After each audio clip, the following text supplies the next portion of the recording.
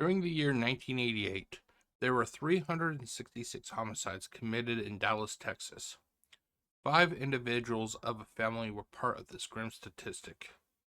The individuals ranged from ages 2 to 18 years of age. That's right, the murder of these 5 individuals equaled a staggering 1.4% of the overall homicide rate for Dallas, Texas. In this viewer-requested installment of Black Site Files from Unsolved Mysteries, I'll be reading this case of a family who suffered a grave injustice. My name is Jeff, aka GCurse. Welcome to another installment of Black Site Files from Unsolved Mysteries. In this installment, we will be learning about the case of the Jordan children. This case first aired on the May 25th, 1994 episode of Unsolved Mysteries. With all the formalities out the way, I guess you could say, let me be a little bit more honest with what I have to say. This case pisses me off because it was deemed unsolved, yet the police consider the case closed. Call me old-fashioned, but if you do not have the criminal that committed the crime, then the case is not closed.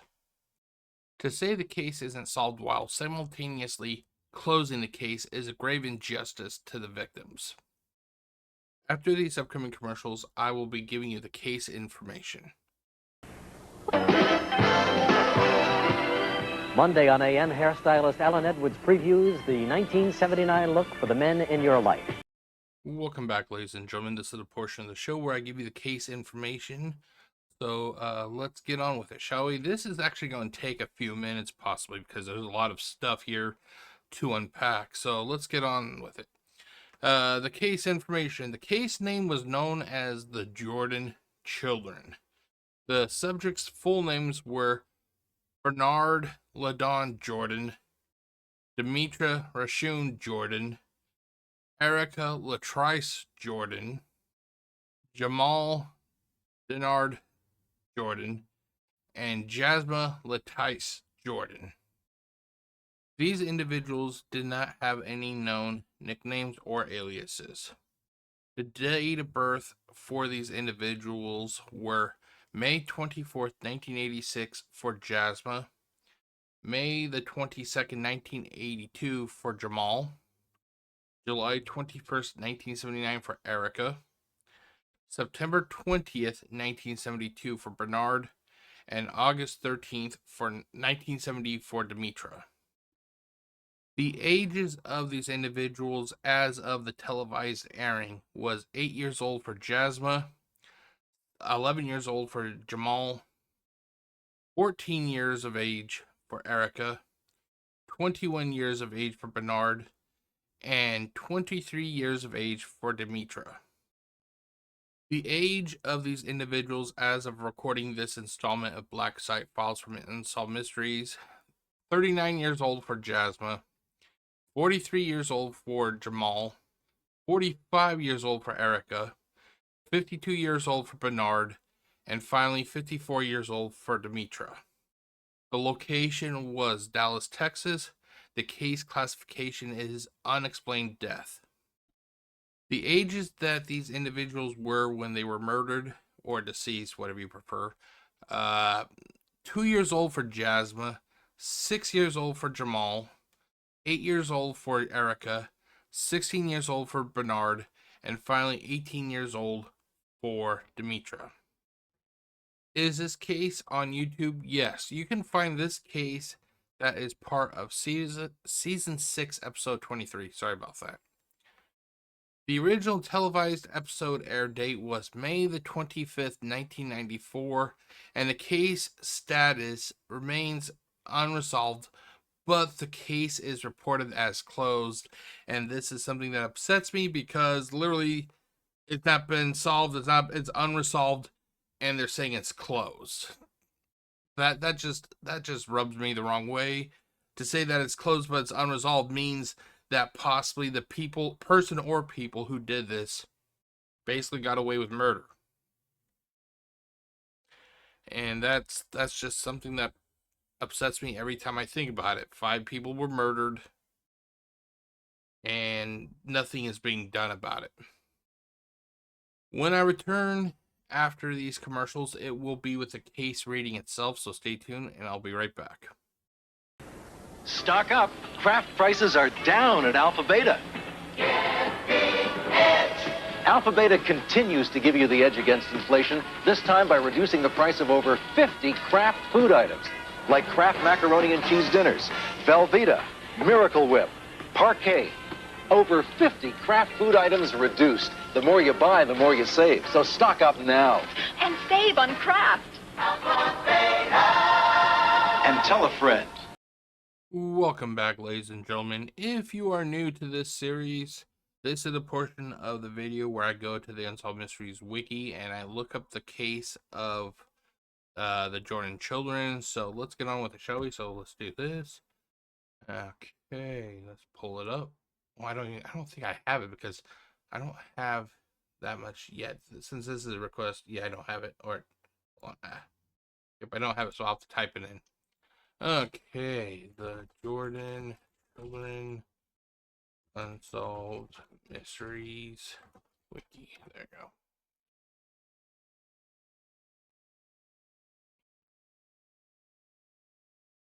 Okay, let's actually extend, or not extend it, full screen it. Okay. There we go. The case name is Jordan Children. The real names were Demetra Rashawn, Bernard Ladon, Erica Latrice, Jamal Denard, Jasmus Latrice, and Kettrick Jordan. I did not put Kettrick in the case information because even though he was severely injured from the fire, Kettrick did survive. This is covering this case covers the individuals that were actually killed due to the fire. Okay, so they have known nicknames. The location was Dallas, Texas, and the date was September 29th, 1988. Do you remember where you were on September 29th, 1988? I actually sure do. I think I was just starting kindergarten that time at that time. But we're not talking about me. We are talking about this case right here, ladies and gentlemen. Case. Molly Jordan was a nurse who lived with her 5 grandchildren, 18-year-old Demetra, 16-year-old Bernard, 10-year-old Kettrick, 9-year-old Erica, and 6-year-old Jamal, and her 1-year-old great-granddaughter, Jasmus. In Dallas, Texas, by 3:30 on September 28, 1988, all of the children were home from school, so Molly left to work her night shift at a local hospital. She planned to return at 7 a.m. the next morning. She also carried a beeper so the children could reach her at any time. At around 3 a.m. on September 29th, Kettrick awoke to the sound of Bernard talking to someone. He went to the living room and saw him talking to unidentified men. They were asking him about money. When Kettrick came into the room, Bernard sent him back to bed. A few minutes later, the house was set on fire by 2 unknown men who were believed to be drug dealers that Bernard had been getting his drugs from. He had placed furniture in front of the front door and hallway to the bedrooms in order to keep them from reaching his siblings. However, this left the children trapped in the burning house. Here. Here's my thoughts. I think now it doesn't say that Bernard was doing drugs. I think he could have been like a drug dealer, possibly. But this is the issue that I have. We as a society tend to romanticize and popularize certain lifestyles that should be seen as more criminal than anything. You see movies about people who become drug dealers and make it rich and all that shit. Hell, they even have video games about that. What they failed to really emphasize is the fact that basically their actions do have a trickle down effect on not only the people the people who buy the drugs, but their family members also. I can't help but wonder if we would be in a better place as a society instead of, idolizing gang life, or, the whole get rich or die trying mentality. If we started to actually just call it out for what it is, would we be in a better place? However, this left the children trapped in the burning house where the fire started. They broke the windows in order to escape, but the release handle on the burglar bars got jammed. The firefighters were unable to get into the house through the doors because of how the furniture was placed. The burglar bars also prevented an easy entrance for them. I personally think that I do not think that Bernard was a consumer of the drugs. I think he was basically a dealer, and maybe he was possibly skimming some money off of the people that he was getting his product from. I think they told him, you pay us up. You pay us up, or there's going to be problems. They kind of figured that because of Bernard's age, he was only 16. They probably figured that he probably didn't have the money, that he probably squandered away or something. So they already went to that house with the thought out idea that basically they were going to kill him. And anybody else in that house they were going to kill. Basically, it was to send a message. What's a better way to send a message than to wipe out everybody in a house? I think that they went there knowing what they're going to do, and they sabotaged every window that had those bars on them. Now, it doesn't actually say it in the video itself, but I can imagine these people doing this in order to make sure that that nobody survived. By the time the firefighters entered the house, 10 minutes later, Bernard, Erica, Jamal, and Jasmine were all dead, but Kettrick and Demetra were found barely alive. Tragically, Demetra passed away later at the hospital. Molly left work when a relative told her that the children were dead. Now, if I remember correctly, I just watched the case before reading this so I could get caught up on it, a refresher basically. I thought that the report said that, or the video said that they were gone and not dead, but anyway. She came home to find the house in flames and almost all the children dead. Kettrick told authorities what had happened that night, but it is believed that the drug dealers had set the fire in an attempt to get Bernard outside. I just don't think that's the case. If Bernard got outside, then he could run. He could run. If they wanted the money, they would want to keep him cornered to get that money. I think that, like I said, I personally think that they already were aware that Bernard did not have the money, so they were just going to make an example out of him, and if anybody else was in that house, so be it. It was also believed that they entered through a window in the front of the house that was not equipped with the burglar bars. Now police are looking for those responsible for the fire and murders. In the years since the fire, Kettrick has undergone several operations, including the amputation of both legs. Prosthetic legs have allowed him to walk again. After the fire, hundreds of people from the community donated money to the Jordan family. Since then, Kettrick and Molly have moved to a new home in a better part of town. They still hope that the arson and murders can be solved.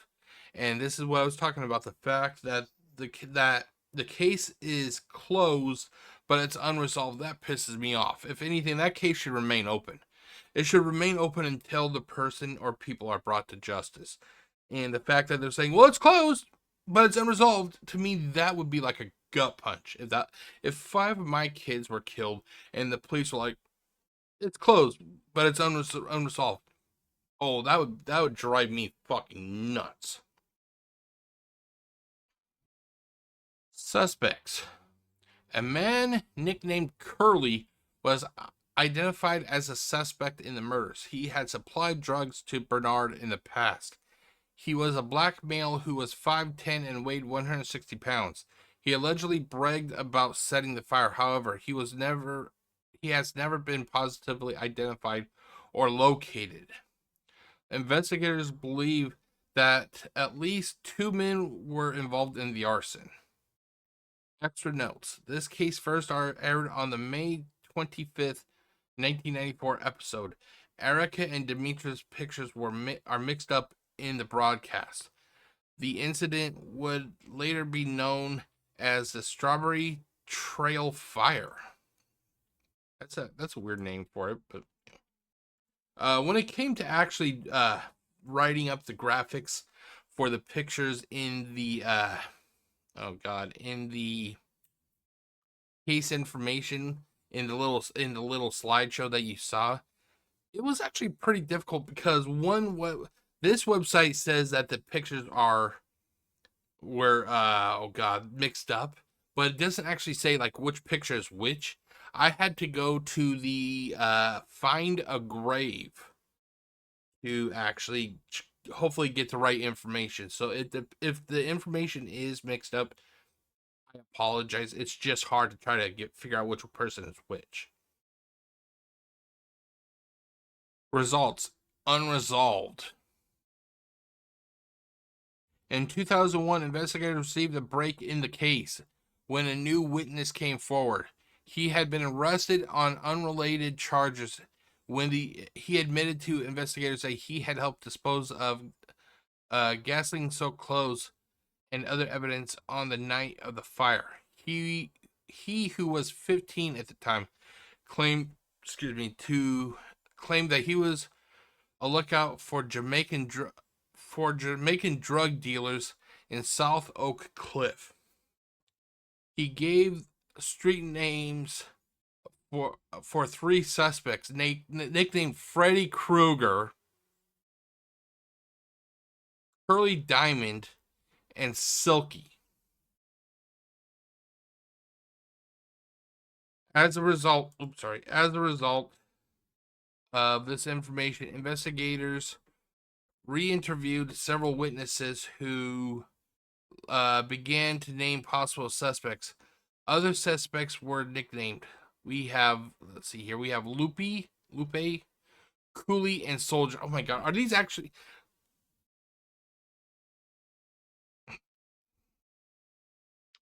One witness claimed that Freddy Krueger... Who the fuck named...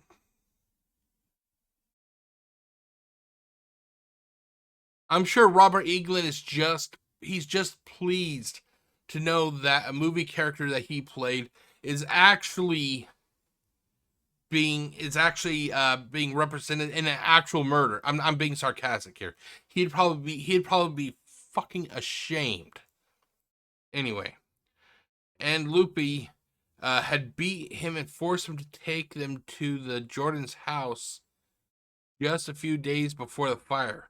He also heard that Bernard had ripped them off. Another witness claimed that on the night of the fire, the 2 drug dealers were talking about getting revenge on BJ, Bernard Jordan, which was Bernard's nickname. So he actually did have a nickname. Shortly after the fire, the witness saw them again. He claimed that they were laughing and joking about the sounds of people burning to death. Yet another witness, an ex-girlfriend of Lupe, asked him if he had set the fire, and he said that he did. He also said that it was done to settle a debt. The drug dealer known as Curly and Freddy Krueger. Oh my had eventually identified was eventually identified as Curly Diamond. He was also known as Milton Lee Hunter Jr., David Broadbelt, and David Wilson. Investigators learned that he was killed in a New York subway shootout in 1992, which ironically remains unsolved. According to investigators, he was the mastermind behind the fire. The drug dealer known as Lupe, or Lupe, or however you fucking pronounce it, was identified by several witnesses as Vincent Thomas. Oops, sorry about that. He had been questioned initially, but was let go. In 2001, he was arrested and charged with capital murder in this case. Unfortunately, prosecutors felt that they did not have enough evidence to bring him to trial, and the charges were dropped in August 2005. Thomas passed away in 2021. Why are we even giving a flying fuck that this piece of shit passed away? He's a criminal. You don't memorialize criminals. That. Like I said, consider me old-fashioned. But if you do something, you should not be remembered for. You should not even be remembered. Period. You should not be remembered. Period. Especially if you do something as heinous as this. And the fact that they didn't even have the courage to take the case to court. What could happen? Either two things could happen. Either he got tried and was found guilty, or they found him not guilty. But to literally go, we just don't feel we have enough evidence, and we're going to let it go. That is a fucking injustice to the people who were killed. That was a fucking injustice to the people that were killed. And the DA and the prosecutors and all those people that made that decision, they should be fucking ashamed of themselves. I'd make you a bet. I'd make you a fucking bet that if it was their families that were killed in such a way, they would be livid if they were told, well, we have people, but we just don't think that it's going to be enough to get them convicted. Those people would be fucking pissed. You all know how I know that they'd be pissed? Because I'd be pissed. I would be pissed if I found out that the people, that they had legitimate people who they felt was responsible for killing my kids, but they're like, well, we just don't have enough evidence, we're going to let it go. I would be fucking irate. Investigators identified Selke and learned that he also died of an unrelated shooting. They also identified Cooley and Soldier, but have been unable to locate them. The police now consider this case closed, but unresolved. Sadly, Kettrick Jordan passed away in August 2024. So almost roughly a year ago, sadly, Kettrick Jordan has passed away. And people say, Jeff, you're too strict. You're too strict. I'm too strict because society, when it comes to punishing these criminals, are too fucking lenient. They're too lenient. And they can, and everybody can say, I disagree, Jeff. I would be okay if they thought that they were not going to have enough evidence to try them. Bullshit. I say bullshit. Put them on trial. At least you would either get a conviction or they'd be let go due to lack of evidence. But either way, at least you would have some sort of progress to literally say, we just don't feel like we have enough. We're going to, move it along. Move it along.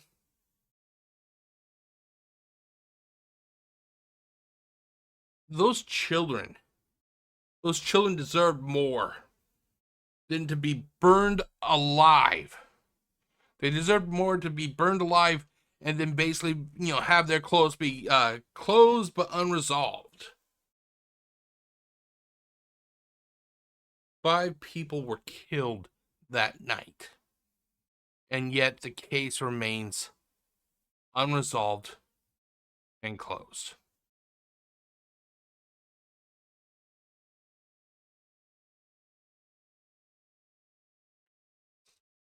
I hope that the prosecutors, I hope that they feel that they're happy with the choice that they made. Because I know it pisses me off. It's an injustice. It's a goddamn injustice.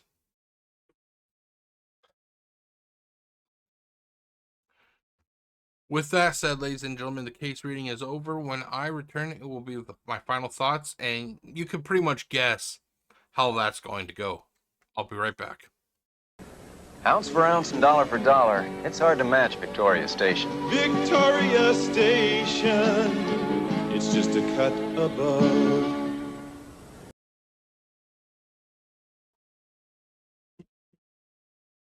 If I did the math correctly, the average age for these 5 individuals would have been 10 years of age. That's if I did the math correctly. These individuals were robbed. They were robbed. There's no easy way to, put it. They were robbed.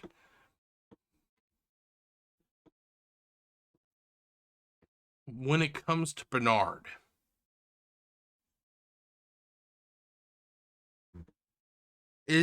can you actually say that he was an innocent victim? And honestly, I cannot say that. He most likely was a drug dealer. With that said, if he was a drug dealer, considering drug dealers do hurt people, and I'm not just talking about like violence, like drug dealers beating up people, their product destroys families. If Bernard was a dealer, then he paid his debt when he was killed. If you even take that away, we still have the senseless deaths of 4 other individuals. Each of these individuals, for as flawed as some of them were, they did not deserve this outcome that they reached. The fact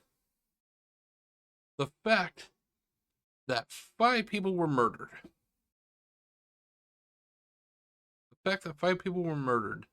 and the culprits are either still alive or they're rotting in the ground, but they've never been punished, is a true travesty of this story, basically.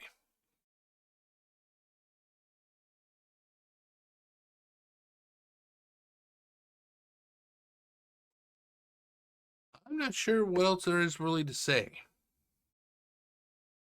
Ultimately, at the end of the day, Molly Jordan lost 5 members of her family. Patrick lost 4 siblings and a niece.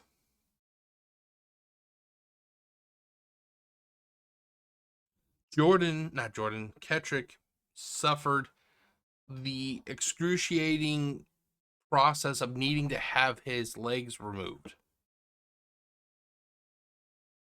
Nobody came out in a winner in this case. There's no closure. At least you can say if the case was closed and people were found guilty and convicted, then you could say that the family actually had a chance to heal, that they have that closure, that they can start to move on.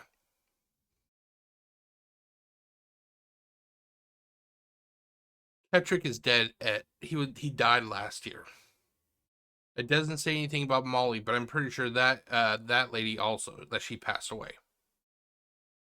Who is left to make sure that the victims get justice?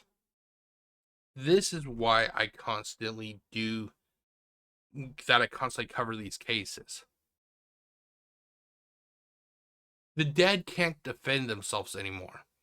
It falls upon the living to make sure that the dead get justice.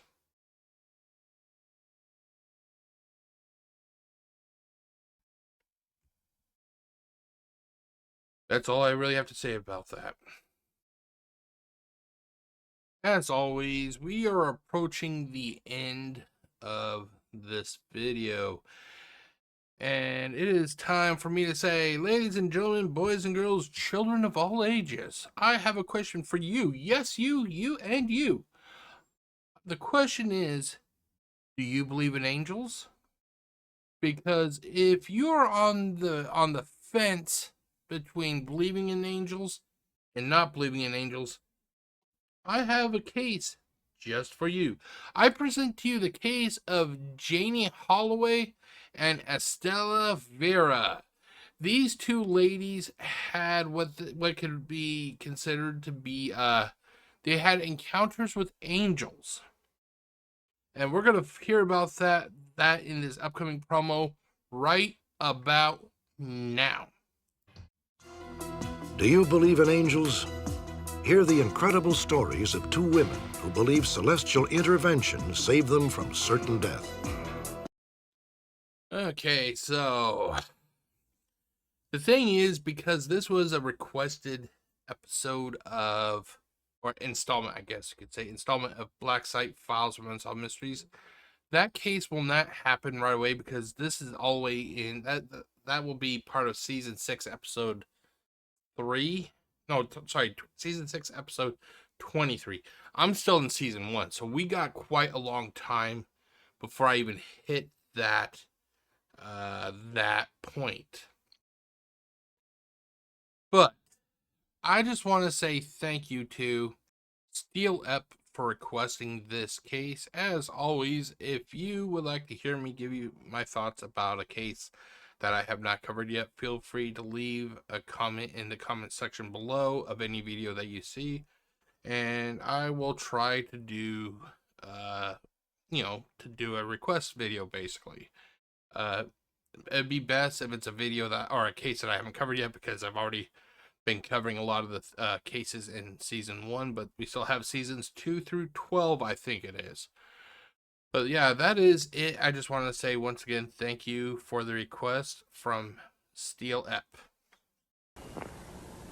Oh, sure you can't stay for more coffee? It's late, and Jim never has a second cup. You know, I'd love another cup. Jim never had seconds of my coffee. And I make pretty good coffee. But that night, we both discovered Yuban. Yuban, special coffee, because it's made with special beans, 100% Colombian, for taste and aroma so deliciously rich. Hey, how about seconds for me? Yuban, with richness worth a second cup. As always, ladies and gentlemen, if you enjoyed what you watched, I would greatly appreciate it if you leave a thumbs up, if you would like to leave a comment in the comment section below. If you're watching on YouTube, click that subscribe button. If you're watching on Facebook, feel free to click that like button. And that will keep you alerted when I release new content. As always, my name is Jeff, aka GCurse. Wishing you all a great day and stay safe, everybody. Peace out. Bond's double the difference offer is your guarantee of Bond's low prices. Well, that I'd like to see. Buy 25 different items worth $20 or more, then check those same items at any other store. If you find their total is less, retouch the prices you found. We offer you double the difference in cash. It's the best offer around. It's low prices that you want. Come to Bond. Alice, come to Bond.